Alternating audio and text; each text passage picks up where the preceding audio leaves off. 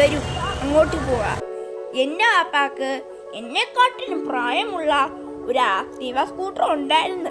അതിപ്പോൾ തവിടുപൊടിയായി. അപ്പോൾ ഞാൻ വാപ്പായോട് പറഞ്ഞത് പുതിയൊരു ഇലക്ട്രിക് സ്കൂട്ടർ മേടിക്കാമെന്ന് പറഞ്ഞ്. അപ്പോൾ വാപ്പ പറഞ്ഞ് എന്നാൽ ശരി അത് ആക്രിക്ക് കൊടുക്കാമെന്ന്. അങ്ങനെ ഞങ്ങൾ ആക്രിക്ക് അത് കൊടുത്തിട്ട് 4000 രൂപ സമ്പാദിച്ചു. അതുകൊണ്ട് ഞങ്ങൾ ഒരു ഇലക്ട്രിക് സ്കൂട്ടർ വാങ്ങാൻ പോയി.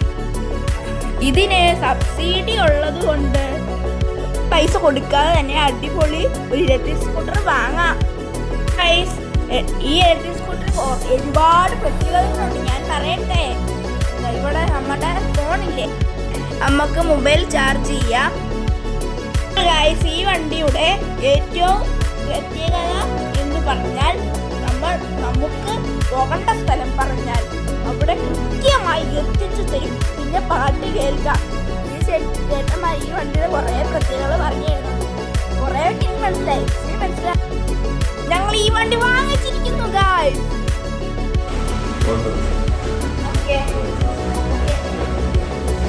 ഈ ഷോറൂമിന്റെ ലൊക്കേഷൻ വരുന്നത് ചെങ്ങന്നൂർ അടുത്തുള്ള മുണ്ടൻകാവ് ഷോപ്പിന്റെ നല്ല ഡീലിംഗ് ആണ് ഗായ്സ്. അപ്പോൾ ഓക്കെ ബൈ ബൈ.